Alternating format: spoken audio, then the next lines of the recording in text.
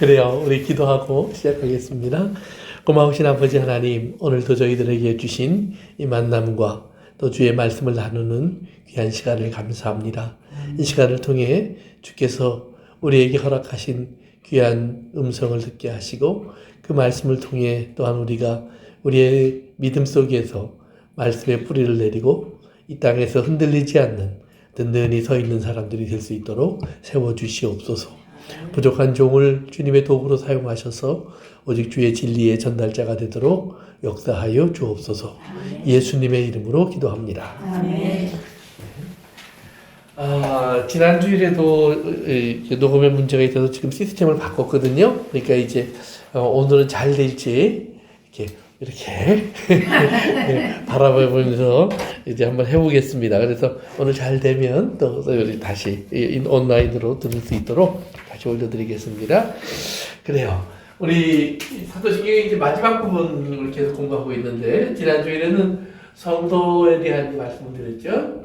성도의 교통에 대한 이야기를 드렸는데 교통한다는 말이 교통한다는 말은 커뮤니언이라는 말이에요. 커뮤니언.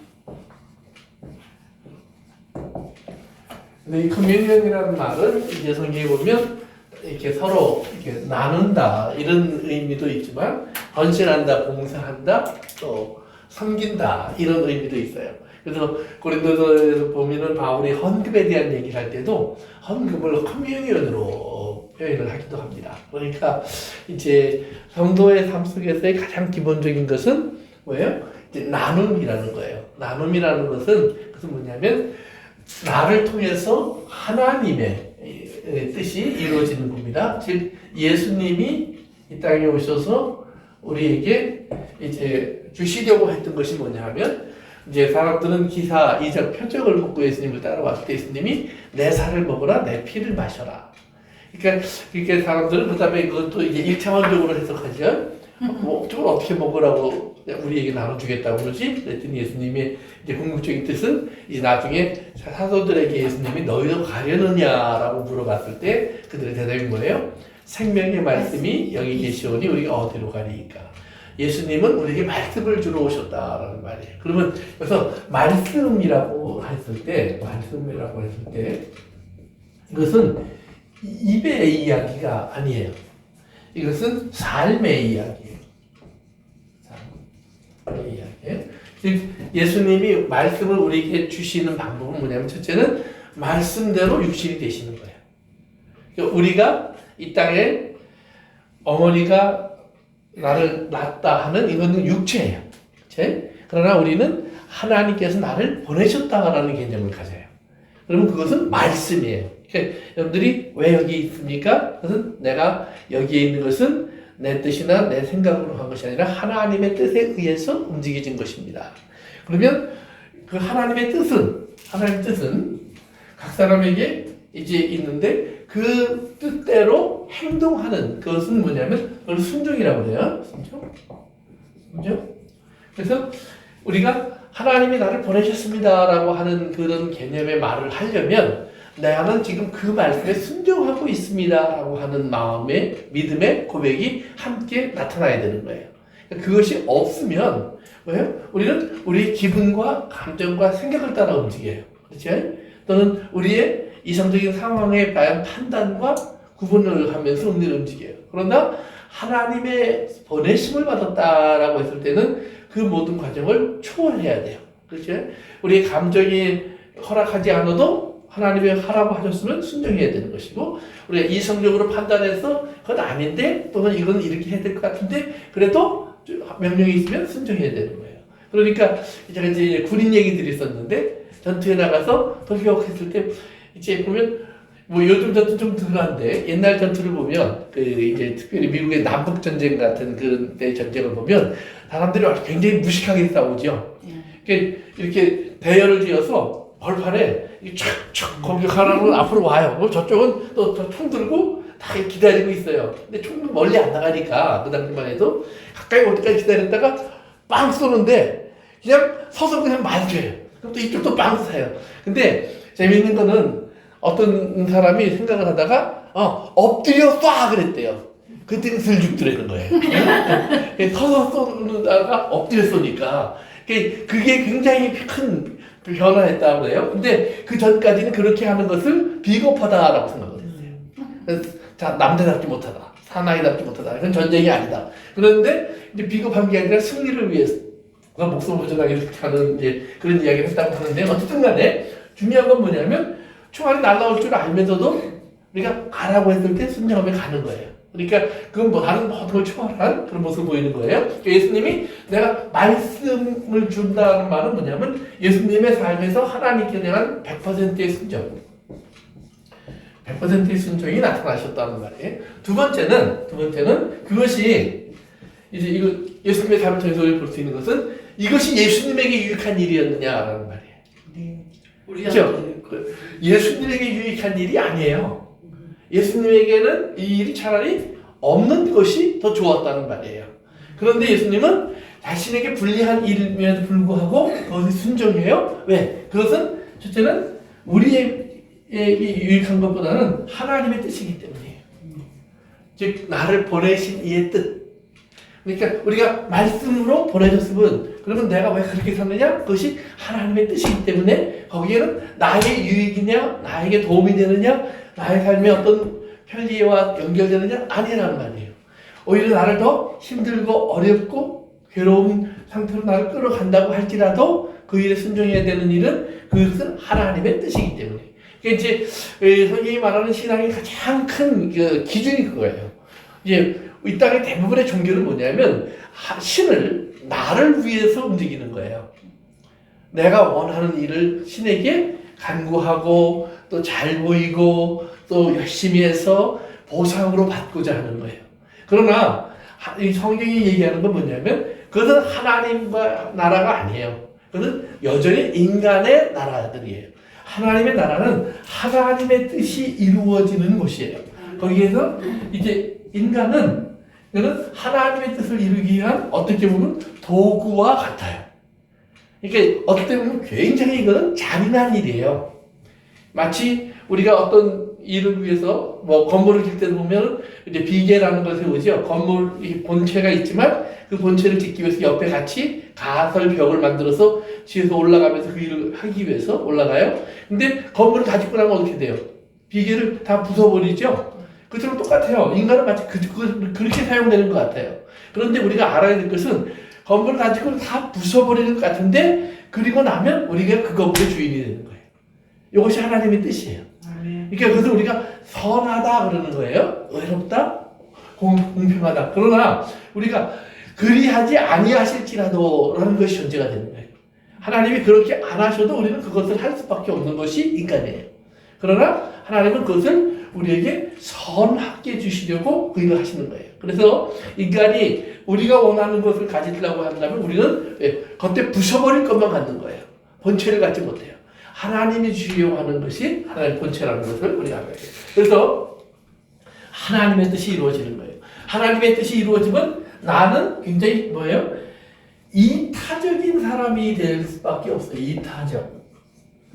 그러니까 나를 통해서 하나님은 다른 사람에게 유익한 일을 자꾸 하신다는 말이에요. 나에게 유익한 일이 아니라. 그래서 이제 신앙생활을 이제 지나갈수록 우리가 깨닫는 것 중에 하나가 뭐냐면 예수 믿으면 죽을 일이 참 많아진다. 죽을 일이 많아진다. 근데 이걸 깨달아야 돼요. 살아있기에 죽을 일이 보이는 거예요. 죽은 사람은 살려주세요밖에 없어요. 난 살고 싶어요.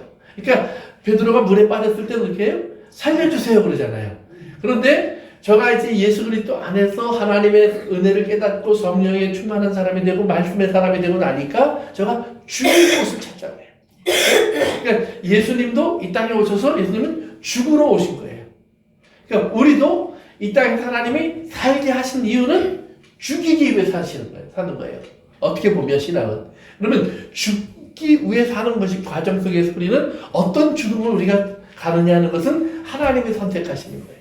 그런데 그 죽음의 과정 속은 그럼 왜 그것이 죽음이라고 표현을 하느냐? 나 때문에가 아니라 누군가를 위해서라는 말이에요.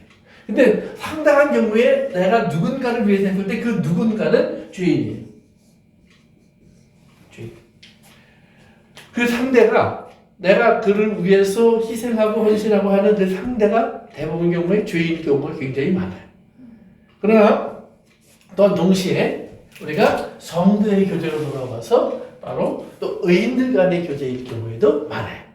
의인들 간의 교제일 경우에도. 그래서 우리가 의인들 간의 교제를 성도의 교제라고 불러요. 그리고 성도의 교제 속에는 그래서 의인들 간의 교제만 있는 것이 아니라 또한 이런 교제의 삶을 통해서 우리는 궁극적으로 세상에 이렇게 보이게 된다는 사실을, 이타적으로 하나님의 뜻을 이루는 사람으로 보이게 된다는 사실을 우리가 이제 기억하시면 돼요.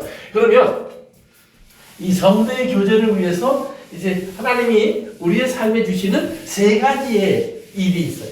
그것이 뭐냐 하면, 첫째는 이제 사도신경의 마지막 부분입니다. 첫째는 죄사함. 죄사함이 있어요. 그 다음에 두 번째는 다시 몸이 사는 부활이 있어요. 세 번째는 영원한 삶이 있어요.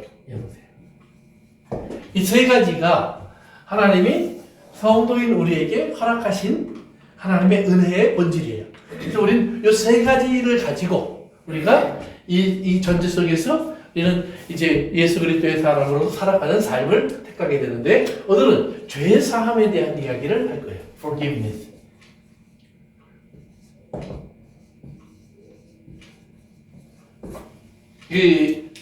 제가 이제 영어로 쓰는 이유는 이제 주기 위한 것이 용서예요. 또 for라는 말 속에는 before라는 말이 있어요. before. 전에, 앞에. 그러니까 먼저 주는 것이 용서예요. 용서는 결과에 대한 반응이 아니에요. 용서는 결과에 대한 반응이 아니에요. 먼저 결정하고 시작하는 거예요. 그러니까 하나님이 인간을 짓기 전에 하나님 먼저 용서를 준비하시는 거예요. 그러니까 우리의 삶도 마찬가지예요. 우리가 누군가와의 관계를 갖기 전에 우리가 먼저 전제로 해야 되는 것은 항상 죄사함, 용서를 전제로 하셔야 돼요. 그래서 하나님이 우리를 용서하는 부분이 이제 거기에 굉장히 많이 나오지만, 또한 예수 그리스도의 사람들에게도 예수님이 명령하는 것이 뭐냐면, 누구든지 너희가 누구의 죄든지 사하면 사하여 줄 것이요, 그대로 두면 그대로 있으리라 그래요. 그러니까 이것도 착각하면 우리가 내가 네 죄를 용서하라 봐라. 너 죄가 남아서 너는 하나님 앞에 가면 죄인은 남아 있을 거야. 그런데 그건 그 사람의 죄가 남아 있는 것이 아니라 내 죄가 남아 있는 거야. 내 죄가 남아 있는 거예요. 그러니까 우리가 이걸 잘 알아야 돼요. 그래서 우리가 죄 사함의 문제를 알기 위해서는 그러면 반드시 우리는 죄가 뭔지를 먼저 알아야 돼요. 죄. 나의 죄를 먼저. 그래. 그러면 뭐가 죄예요? 죄는 뭐가 죄예요? 인간 자체가 죄인 것 같고요. 인간 자체가 죄고. 네, 또 우리 인간 또 자체가 우리 죄죠. 이게 죄덩어리예요? 자기를 믿지 않는 게 죄예요. 믿지 않는 게 죄고요. 그래요. 맞아요. 그래서 이제 로마서 1대 우리가 3장에서도 보면 우리가 잘 아는 성경들이죠. 모든 사람이 죄를 범하였음에 이러죠. 그러니까 우리는 다 죄인이라는 전제가 깔려 있어요. 그러면 인간이 죄인이 되는 과정이 어디에 잘 나오냐면 창세기에 보면 잘 나와 있어요. 이게 하나님이 인간을 죄 없는 상태에서 지으셨어요. 그렇죠? 또 에덴 동산이라는 완전한 곳에 두셨어요. 그런데 인간은 거기에서 죄인이 되는 일을 계속해서 해요. 그러니까 하나님이 그러면 꼭 어떻게 보면 잘못하신 것 같은, 뭔가 하나님의 실수가 있는 것 같은 그런 생각을 우리는 하는 거예요. 그런데 그러면 여러분들이 자녀를 키워보면 알아요. 자녀를 키우면서 도둑놈들하고 키우는 부모가 아무도 없어요. 그렇죠? 또 대부분 우리가 뭐 가끔 가다 보면 뭐 우리가 화가 나서 하는 말도 있지만, 기본적으로 자녀들에게 부모들은 그 자녀들의 선함, 그리고 잘됨, 그리고 올바름을 위해서 수고하고 생각하고 말하고 노력해요. 그런데 그런다고 해도 자녀들이 다 그렇게 돼요? 아니죠. 그건 아니에요.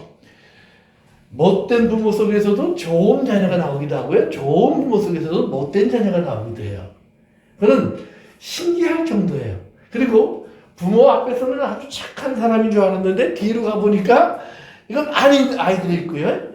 또 부모가 볼 때는 아니야 그러는데 나가보면 또 직접하는 사람도 있고요. 그러니까 이건 천차만별이에요. 그러니까 부모에 의해서 자녀가 결정되지 않아요. 각자가 알아서 죄를 짓기도 하고 각자가 알아서 잘 되기도 해요.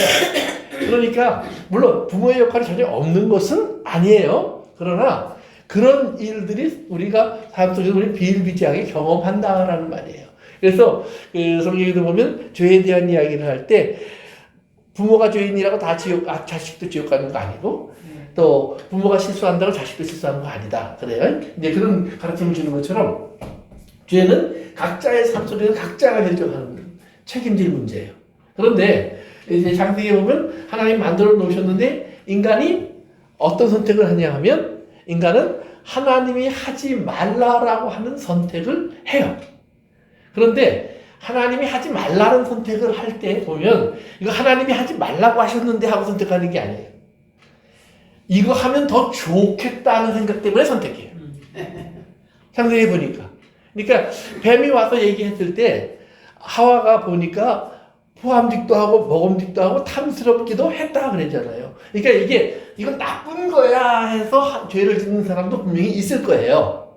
그러나 어떤 경우에는 이건 나쁜 건 아닐 거야. 잘못되는 건 아닐 거야. 좋은 것일 수도 있어. 오히려 이렇게 결정하고 행한 것인데 죄가 많이 있어요. 죄가 많이 있어요. 그러니까 인간관계에 있어서 보면 우리가 그럴 때 있죠. 이러면 안 되는데 하면서 하는 게 있어요. 그렇죠? 이러면 안 되는데. 근데 또 상대방이 또 그래요. 이게 다 그래요. 이렇게 하셔도 괜찮은 거예요. 이게 뭐 그렇게 나쁜 거 아니에요. 서로 다 좋자고 하는 일인데요. 뭐 이러면서 또 넘어가는 경우가 있다 이 말이에요. 그러니까 우리도 모르는 사이에 우리는 죄를 굉장히 뭐예요? 평범한 일, 일상의 일, 그리 나쁘지 않은 일, 또 어떻게 보면 또 그건 심지어는 옳은 일처럼 보이는 일들이 죄 속에 많이 있어요. 많이 있어요. 그래서 보면 이제 영화 중에 보면 그런 영화들이 있죠. 갱들, 뭐 이렇게 깡패들 나오는 영화.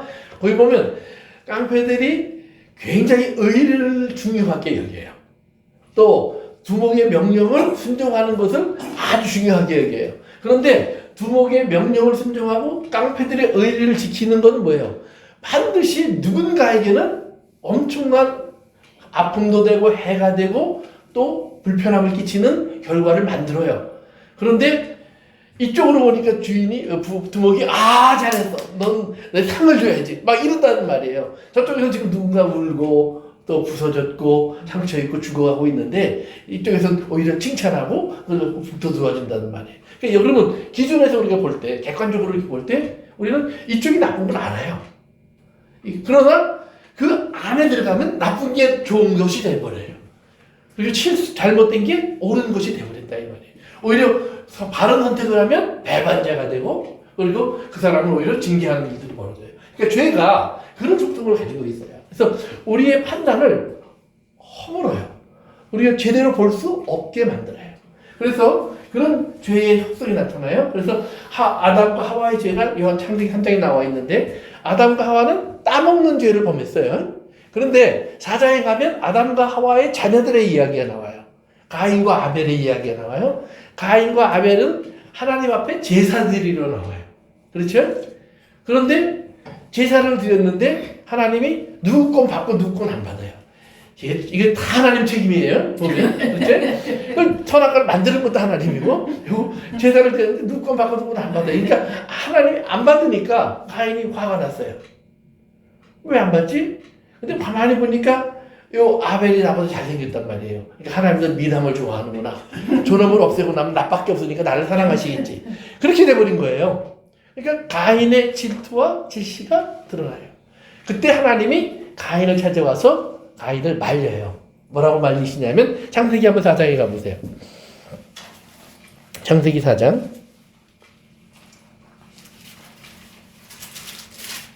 7절 4장 7절 찾으셨으면 우리 같이 읽어볼까요? 시작. 내가 선을 행하며 어찌 낯을 들지 못하겠느냐. 선을 행하지 아니하면 죄가 문에 엎드려 있느니라. 죄가 너를 원하나 너는 죄를 다스릴지니라. 아멘. 근데 이제 이 한국말 성경은 계속해서 죄가 반복되는데 영어 성경에 가서 보시면 이제 죄가 문 앞에 엎드려 있느니라까지 똑같아요. 그 다음에 죄가 너를 원하나 그랬는데 거기 영어 성경에 가면 his desire 그래요. 그의 욕망이 너를 향해 있다 그래요. 그럼 그의 했을 때 그가 가리키는 것이 누군지 정확히 나와 있지 않아요. 두 번째로 너는 죄를 다스릴지라 그랬는데 거기에서도 그 다음에 control 또는 rule, master him 이렇게 돼 있어요. he. 그러니까 그를 다스려라 이렇게 돼 있어요. 죄라고 안 나와요. 그런데 그게 왜 중요하냐면 죄는 히브리어에 보면 여성형이에요. 여성명사예요. 그런데 he, him 그것은 남성이에요. 무슨 말인지 알겠죠? 네. 그러니까 죄를 가리키는 말이었으면 허로 써야 돼요. 여자로 써야 돼요. 여성형으로. 그런데 남성형으로 썼기 때문에 죄가 아닐 수 있다라는 견해가 신유예요. 사실은. 그리고 일부에서는 그러나 과거에 그렇게 너무 문법적으로 따지지 마라. 과거에는 그런 구분이 안 된 일들이, 그런 글들이 가끔 나온다. 그러니까 이것도 그런 예일 수가 있다. 이렇게 얘기를 해요. 근데 이제 우리는 문법을 공부하는 사람들이 아니니까 그것까지만 알고 이게 나중에 누가 이제 성경 공부를 많이 한 사람이 이제 와서 얘기하면서 그거는 성경이 잘못된 거야. 그건 여성형을 남성형 구분을 못해서 실수한 거야. 이렇게 얘기할 때 여러분들이 우리도 알고 있습니다. 그렇게 대답만 할 수 있으면 돼요. 근데 중요한 건 뭐냐면 우리가 죄를 범하면 죄 속에 있는 어떤 상태가 되면 내 상태가 죄 속에 있는 상태가 되면 내 안에서 어떤 변화가 일어나냐면 첫째는 올라가지 못한다는 말이에요. 낫을 들지 못한다고 그랬는데 여기서 낫이라는 말은 안 나와요. 사실은 올라가지 못한다 그런 표현이 나와요. 올라가지 못한다. 즉 하나님 앞에 우리가 설 수 없는 사람이 된다는 말이에요. 죄가 있을 때 우리는 하나님을 바라보려고 하지 않아요. 땅을 보려고 하고 우리가 하나님의 시선을 피하는 사람이 된다는 말이에요. 그 다음에 두 번째로 그러면 이제 죄는 우리 앞에서 엎드려 있다는 말은 우리 밑에 이렇게 있다는 것이 아니라 숨어 있다라는 말이에요. 왜 이렇게 호랑이나 가자들이 사냥을 할 때 되면 어우 하고 있어요? 아니면 이렇게 숨어 있어요? 그렇죠? 딱 숨어서 나 없다 그러고 있단 말이에요. 그냥 뭐 맹세 왕, 뭐 황제 뭐 이렇게 부르는데 사냥할 때 보면 아주 비겁해요. 철저하게 숨어서 자기를 감춰요. 그리고 나서 먹이가 오면 확 뛰어들죠. 그러니까 그걸 말하는 거예요. 죄가 지금 너를 삼키려고 숨어 있다. 너는 죄의 밥이 되려고 이제 위치에 서 있다는 말이에요. 그러니까 이거 조심해야 돼. 그래서 죄를 이제 다스려야 하는데 죄가 있는 위치가 뭐냐면 바로 문 앞에 있어요. 문이라는 건 우리의 출입을 말하죠. 그러니까 우리가 어떤 일을 하려고 할 때, 또는 어떤 생각을 하려고 할 때, 어떤 삶을 하려고 할 때 들어가고 나오는 우리 일상의 모든 것 속에 죄가 딱 그 입구에 있다는 말이에요. 그래서 우리는 죄에게 삼켜져서 그 일을 하느냐, 아니면 죄를 우리가 이기고 그 일을 하느냐는 문제예요. 그러면 거기에 무슨 문제가 나오냐면 desire의 문제가 나와요. 욕망에 대한 문제. 그러면 그 욕망에 대한 것을 우리가 해결하면 되는 거예요. 그런데 우리가 이제 여러분들이 그 갈라디아서에 와 보면 두 가지의 욕망을 사도 바울이 얘기해요. 하나는 죄를 짓는 육체의 욕망이 나오고요. 두 번째는 한국말 성경에는 옛날에는 성령의 소욕은 이렇게 나오는데 성령의 욕망은 성령이 바라는 것은 그런 말이에요. 그러니까 성령이 원하는 것이 있어요. 우리가 어떤 디자이어의 지배를 받느냐는 거예요. 그런데 우리 스스로 어떤 디자이어의 지배를 받을 수 있는 선택을 할 수 있는 능력이 없어요. 우리에게는 하나님의 도우심으로 말미암아 새로운 디자이어가 하나 더 들어와야 돼요. 그러니까 기본적으로 육체 안에는 하나님의 뜻을 순종하고자 하는 디자이어가 있다고 해도 그 디자이어를 실천할 수 있는 능력이 없어요. 그래서 로마서 7장에서 사도 바울이 뭐라고 그러냐면 내가 하나님 뜻을 항상 행하기를 원하는데 내 안에 다른 게 있어. 그런데 보니까 항상 하나님 뜻과 반대되는 일을 해. 그 정체가 뭐냐 하면 아, 죄구나. 그래서 바울이 내 안에 죄가 있는 것을 내가 안다 그래요. 근데 그 편지를 쓸 때 바울이 예수님을 믿어요, 안 믿어요? 믿는 사람이에요. 사도로 활동하고 있는 사람이에요. 근데 사도로 활동하고 있는 자기의 삶 속에서도 죄가 있는 것을 항상 보는 거예요. 그러면서 그 죄를 보니까 바울이 뭐라 하면 탄식을 해요. 아, 참 나는 정말 너무너무 힘들다. 이렇게 산다는 것 자체가 너무 어렵다는 걸 나는 알게 됐다. 누가 나를 여기서 좀 건져줄 수 없을까? 그런데 바울이 그 건져줄 수 없을까를 탄식하는 순간에 오는 깨달음이 있었어요. 뭐예요? 그리스도 예수 안에서. 그리고 생명의 성령의 법이 죄와 사망의 법에서 나를 해방한다. 그래서 자기를 구원하는 하나님의 다른 계획이 있음을 깨닫고 하나님을 찬양해요. 아주 환희의 노래를 해요. 그러면서 자기가 거기서 벗어났음을 고백해요. 그러면서 자기가 이제는 의로운 일을 할 수 있는 사람, 하나님의 뜻에 순종할 수 있는 사람이 되었다라는 고백을 해요. 그러니까 그 변화는 자기가 만든 것이 아니라 하나님이 나에게 그런 변화의 과정 속에 변화를 나에게 이루어 주셨다. 그리고 나에게 그렇게 살 수 있는 힘도 주셨다라는 것을 바울이 고백하는 거예요. 그러니까 죄로 인하여서 우리의 삶 속에서 어떤 디자이어가 있는데 그 디자이어를 우리가 지배할 수 있는 힘은 어디서부터 오느냐? 그건 하나님으로부터 온다는 거예요. 그런데 그 디자이어를 알지 못하는 이제 가인은 결국 뭐예요? 죄의 종이 되어서 아벨을 죽이게 되고 하나님에게서 멀어진 상태가 돼요. 그리고 나서 6장에 가서 보니까 사람들이 어떤 선택을 하냐면 자기가 좋아하는 일을 하기 시작해요. 그런데 자기가 좋아하는 일을 하는데 하나님이 보시니까 뭐라고 그러냐면 그 하는 일들이 다 악할 뿐이다 그래요.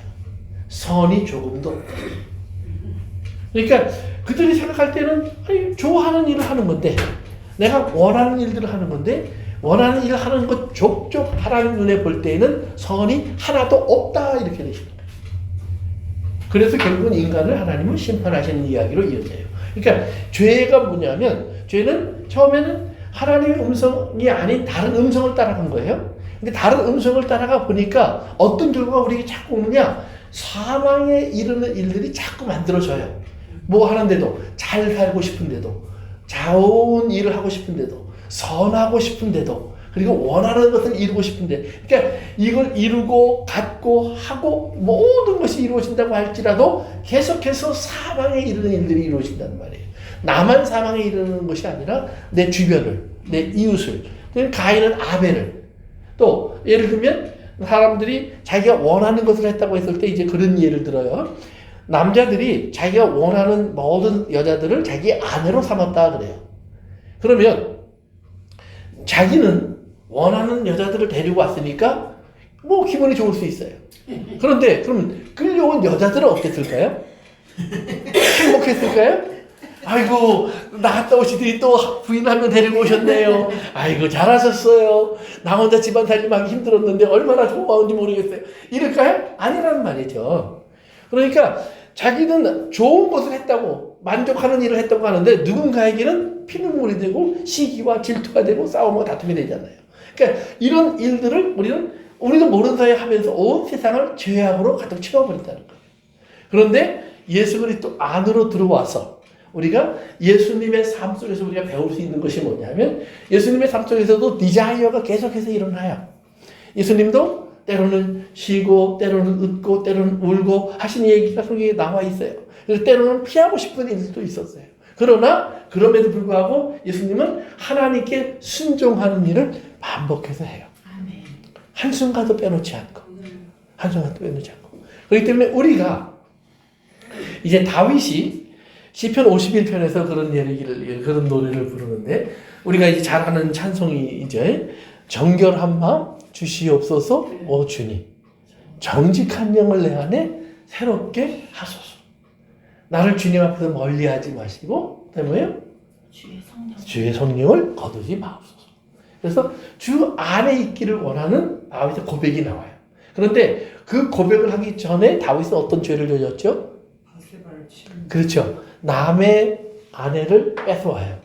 그래서 뺏어오는데 보니까 자기의 가장 충성된 신하의 아내예요. 그런데 그 아내를 데려오기 위해서, 즉 데려오기 위해서라는 말은 뭐냐면 자기가 나쁜 짓을 한 것이 아니다라는 것을 보여주기 위해서 남자를 죽여요. 그러니까 과부가 되었으니까 내가 데려와도 되잖아. 혼자 하나 되었으니까. 이렇게 합리화시켜 놓은 거예요. 그런데 그 배경 속에 들어가면 데려오기 위한 탐욕과 그 탐욕을 성취하기 위해서 살인을 했어요. 그렇지만 겉으로는 죄가 없어요. 그런데 하나님 뭐예요? 안을 다 보고 계셨어요. 그의 죄가 드러나게 했어요. 그러니까 죄가 드러났다고 했을 때 그 다음에 사람들이 다윗에게 돌멩이를 던졌다. 성경 그런 이야기를 듣지 않아요. 그런 사람이 한 명도 없었을까요? 다윗이 그런 일을 한 것을 알고 나서 사람들이 전부 다 우리 왕은 참 그래도 쓸만하셔. 힘이 대단해. 아, 얼마나 그냥 하고 싶은 일이라면 뭐야 불가능이 없는 분이야. 뭐 이렇게 칭찬했을까요? 아니면 뒤에서 좀 수근수근 됐을까요? 내가 뵀을 때는 분명히 수근도 되고 여러 가지 일들이 있었을 거예요. 그렇지만 다윗이 거기서 할 수 있는 일이 하나가 생겨요. 뭐예요? 회개의 길이 열려요. 용서의 길이 열려요.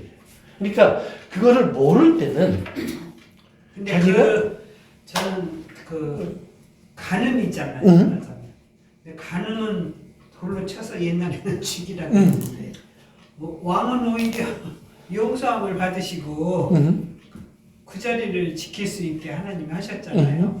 거기서 약간 뭐 이렇게 우리가 요즘 요한복음 8장에서도 보면 간음하다 잡힌 여자를 네, 주님께서 어떻게 해요?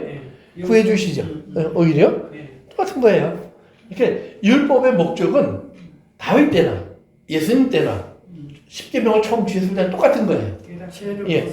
죄를 보게 하고, 그러니까 율법이 잘못된 거 아니에요. 죄를 그대로 보게 하고, 그 다음에 죄의 값은 사망인 걸 알게 하고, 그렇지만 거기에서 하나님께서 그를 구원하시는 길을 준비했다는 것을 알게 하셔서 돌아오게 하는 데 목적이 있는 거지. 이것이 너는 죄인이니까 죽어 해서 사형을 집행하는 데 목적이 있는 게 아니에요. 그러니까 이스라엘 사람들은 사형 집행의 목적이 있는 줄 알았어요. 그래서 돌을 드는 거고, 하나님은 그것이 사형 집행의 목적이 아니야. 그리고 돌아오게 한 거예요. 그러니까 우리가 이런 것도 마찬가지예요. 광야에서 이스라엘 백성들이 다 죽었어요. 그렇죠? 여호수아와 갈렙만 남고 한 200만 명이 죽은 거예요. 어떻게 보면. 그런데 물론 200만 명이 다 죽은 건 아니겠죠. 20세 이하는 살았으니까 뭐 한 100만 명이 죽었다고 해보세요. 100만 명이 죽은 건데 그러면 그 사람들이 다 지옥 갔을까요? 모르겠어요. 그건 모르죠. 왜? 거기에는 모세도 있어요. 맞아요. 모세도 아론도 있어요. 미리암도 있어요. 다른 말로 말하면 다 지옥 갔으면 모세도 지옥 간 거예요. 그런데 모세는 하나님 나라에 있잖아요.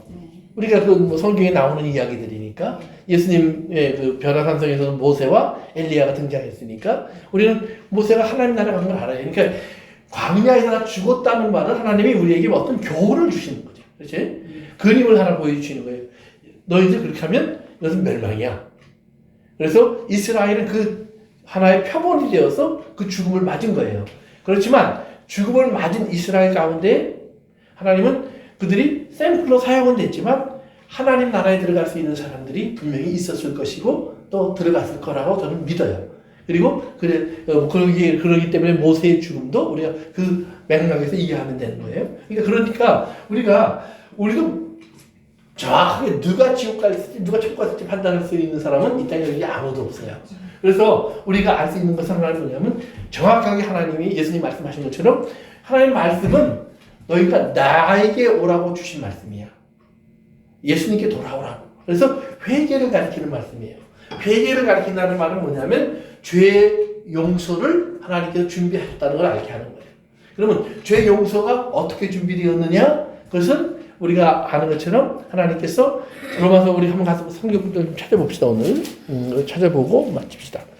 로마서요? 네, 로마서 8장.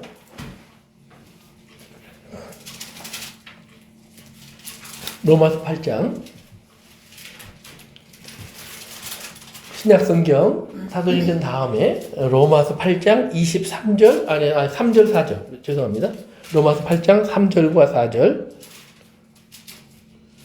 다 같이 시작. 율법이 육신으로 말미암아 연약하여 할 수 없는 것은 하나님은 하시고 죄를 말하여 자기의 죄를 제 육신의 모양으로 보내셔 육신의 죄를 sam아 육신을 따르지 않고 그 영을 따라 행하는 우리에게 율법의 요구가 이루어지게 하려 하시니라. 아멘. 그다음에 우리 한 문제만 더 볼까요? 우리 고린도 전서로 가볼까요? 고린도 후서 5장. 고린도 후서 5장. 로마서 다음으로 넘어가시면 고린도서가 나오죠. 그 중에 후서 5장 21절, 5장 21절, 5장 21절 다 같이 읽습니다. 시작. 하나님의 죄를 알지도 못하신 자로 우리를 대신하여 죄를 삼으신 것은 우리로 하여금 저의 안에 하나님의 의가 되게 하려 하심이니라. 아멘. 그래서 예수님이 십자가로 가신 이유를 바울이 이제 계속 설명해 주는 거예요. 다른 데도 나오지만 오늘 두 군데만 찾아봤는데, 즉 율법의 요구라는 건 뭐냐면 죄인이 되었으면 죄의 값은 사망이니까 죽어야 돼. 너 죄인이야? 그러면 내놔. 뭘 내놔? 목숨을 내놔. 이것이 율법의 요구예요. 그런데 목숨을 내놔야 되는데, 목숨을 내놓으면 다른 말로 말하면 우리는 죄의 형벌을 받아 지옥에 간다는 얘기죠. 그런데 하나님께서 그 형벌에 대신할 수 있는 사람을 보내신 거예요. 그것이 누구냐면 예수님이에요. 그래서 예수님의 죄가 아니라, 예수님은 의로우신 분인데 우리의 죄 때문에 내가 내 목숨을 대신 준다. 그래서 대신 죽었다. 그래서 대속 이렇게 얘기하는 거예요. 대속. 그래서 대신 우리의 죄값을 치러주셨다. 라는 말이에요. 그래서 율법의 요구가 이루어지게 하셨다는 말이에요. 그 다음에 고린도후서 나오는 말대로 우리의 죄를 대신하여 죄로 삼으신 것은, 즉 그래서 예수님이 실제로 십자가에 죽으셨으니까 죄가 되어버리신 거예요. 그래서 죄로 삼으신 것은 우리로 하여금 그 안에서 뭐가 돼요? 하나님의 의가 되게 하려 하십니다. 그러니까 죄를 용서받은 죄인으로 우리가 남아있는 것이 아니라, 죄를 용서받은다면 온전히 우리에게 뭐예요? 하나님이 의로움을 입혀줘 버려요. 즉 예수님과 우리를 바꿔치기 하신다는 거예요. 그러니까 예수님은 죄 없이 십자가로 가셨어요. 그러니까 우리는 죄인인데 뭐예요? 우리는 의인의 자리로 들어와 버린 거예요. 그러니까 세상 사람이 볼 때에는 바뀐 게 없어요. 그러나 우리가 적어도 하나님 안에서 영적으로 말씀 안에서 우리는 어떤 신분이 되었는지를 잘 아셔야 돼요. 잘 아셔야 돼요. 나는 그래서 의인이 되었다라는 이 생각을 꼭 잊어버리시면 안 돼요. 그러면 우리 안에 의인이 된 우리 안에 옛 생각, 옛 생활, 옛 감정 또는 옛 모습이 남아서 자꾸 우리를 끌어가요. 그때 성경이 뭐라고 말해요? 죄와 사망의 법, 육체대로 살아가는 법에서 생명의 성령의 법, 성령으로 말미암아 살아가는 새로운 길이 우리에게는 이제는 주어져 있다는 말이에요. 그러니까 그것이 이제 요즘 이제 오늘까지 우리가 자유에 대한 얘기를 할 텐데, 요한복음에서 자유라는 건 이런 거예요. 자유라는 것은 내 멋대로 하는 것이 자유가 아니에요. 사실은 내 멋대로 하는 자유는 존재하지 않아요. 한번 생각해 보세요. 내 멋대로 하는 자유가 요만큼이나 있는가? 그러니까 예를 들면 아담과 하와가 자기 마음대로 딱 먹었어요. 근데 그 딱 먹는 순간 뭐가 됐어요? 죄의 종이 되어버렸어요. 순간적으로 변하는 거예요. 순간적으로.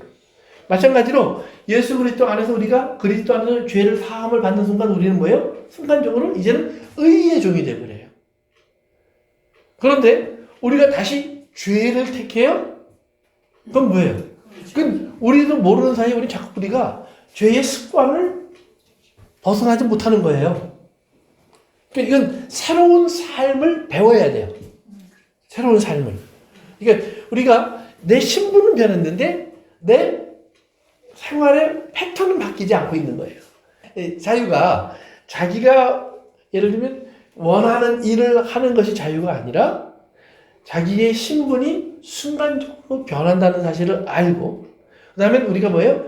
그 신분에 맞게 생활하는 훈련을 하는 노력을 끊임없이 반복해야 돼요. 그러면 보세요. 거란과 고려가 전쟁을 하는데, 내가 고려의 군대에 있을 때 군인으로서의 싸우기 위해서 꼭 해야 되는 것이 하나가 있어요. 그것이 뭐냐면 군인의 삶을 훈련시켜야 돼요. 나는 칼도 쓸 줄 몰라요. 총도 쓸 줄 몰라요. 그래서 전쟁에 오면 난 무조건 항복하고 아니면 죽는 것밖에 방법이 없어요. 그것은 가장 바보 같은 결정이에요. 그렇죠? 칼을 라벨더부터 쓴 사람은 아무도 없어요. 계속해서 훈련한 거예요. 근데 거란 사람들은 말 타고 사냥하는데 아주 익숙해요. 그들의 생활 자체가 남의 것을 빼앗아 와서 사는 거예요. 이것이 거란 사람들의 생활이에요. 마치 성경에 나오는 블레셋 사람들과 같아요. 그런데 아말렉 사람들 같아요. 그런데 고려 사람들 대부분들은 창칼을 든 사람보다는 보니까 중심이 뭐냐면 책 보고 생각하고 앉아서 책상 앞에서 일하는 사람들이 중심이 돼 있어요. 그런데 전쟁이 나니까 그 책 보고 앉아있던 사람들도 다 창칼 들고 나가야 되는 거예요. 그러면 그때 효과적으로 그걸 하기 위해서는 뭐예요? 평소에도 내가 책 보는 걸 좋아해도 하루에 1시간이라도 군사훈련을 해야 돼요. 또 나라를 다스리는 사람들도 우리가 나는 군인이 아니니까가 아니라 그래도 전쟁이 나면 어떻게 해야 되는지를 미리 생각하고 준비하고 다 계획을 만들어 놔야 돼요. 이거 없으면 그냥 당하는 거예요. 그러니까 거기서 보면 장군으로 주인공으로 나오는 강감찬이라는 사람이 항상 그 생각만 해요. 분명히 쳐들어올 텐데 어떻게 하면 될까? 어떻게 하면 피할 수 있을까? 어떻게 하면 지금 우리가 나라의 운명을 좀 더 끌어갈 수 있을까? 그 생각을 끊임없이 하니까 그 사람의 생각이 나와요. 그런데 이 생각을 안 하는 사람들은 전쟁 났다 그러면 도망갈 생각하거든요. 항복할 생각만 해요. 그건 어디서 오는 거냐? 평소에 자기가 훈련하지 않아서. 그러니까 자기의 삶 속에서 우리가 의인이 되었다는 것을 하나님 주셨을 때 우리가 나는 원래 그 의인의 삶을 잘 몰라고 끝나는 게 아니라 의인의 삶으로 살 수 있도록 나를 바꿔가는 훈련을 계속해야 돼요. 아멘.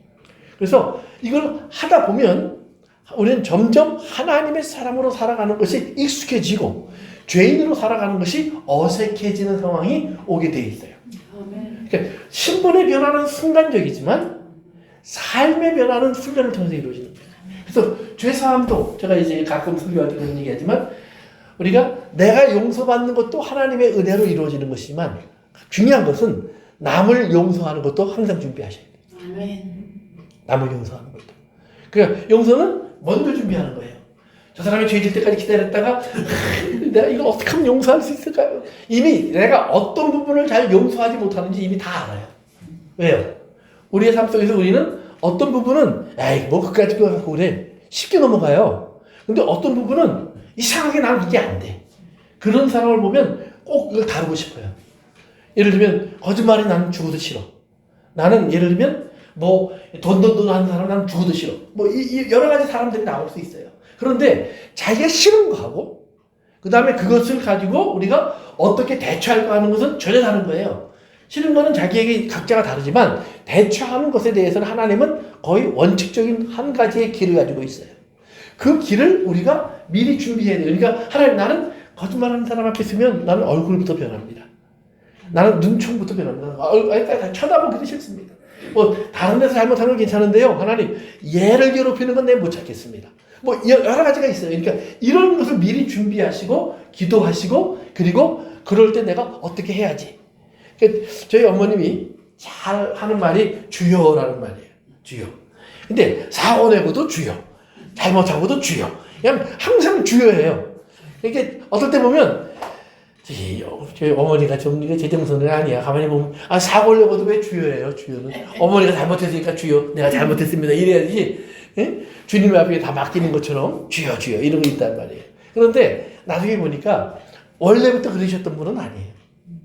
그런데 나중에 항상 주 안에서 기도하시고 생활하시고 모든 것을 주님 안에 생각하는 훈련을 하다 보니까 어느 순간부터 다 주여가 됐어요. 놀라서 어메 소리가 안 나와요. 나는 지금도 놀라면 큰일 날 뻔했네? 이런 소리가 나오는데 잘 안 나오셔요. 항상 거의 주여예요. 그러니까 오늘 우리들의 삶 속에서도 우리가 언어도 훈련하세요. 내가 이런 거 보면 그냥 이 말을 딱 하고 싶을 때 주여.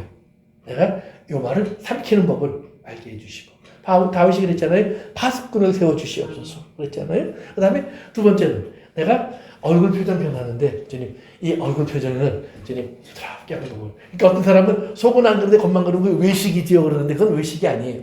순종이에요.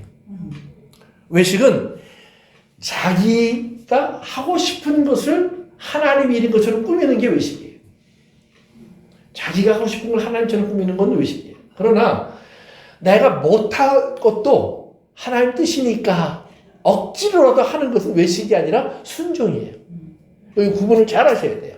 그래서 왜 하나님이 예수님이 바리새인들을 외식하는 자라고 했냐면 그들은 자기가 원하는 일을 생각하면서 쫓아가면서 하나님 일을 다 꾸몄어요. 그러나 예수님이 세리나 죄인들일지라도 예수님에게 온 사람들에 대해서 그들을 용서하시고 그들에게 하나님의 은혜와 자유를 선포해 주시면서 하나님의 뜻을 선포하니까 사람들은 오히려 예수님을 죽이려고 해요. 그런데 예수님은 이것이 내 아버지의 뜻이니라 그래요. 아주 간단해요. 간단해요. 내 아버지의 뜻이니라. 우리가 생각할 땐 도저히 생각이 거기 미치지 못하는 부분들이 있어요. 왜? 내가 볼 때는 꼭 하나님이 원수를 갚아주셔야 될 사람을 용서하시는 경우도 있어요. 내가 감당할 수 없는 일을 나에게 하라고 요구하실 때도 있어요. 저 사람은 하나님 상관하지 않는 것 같아요. 네, 그때에도 여러분들의 삶 속에서 우리가 기억하셔야 돼요.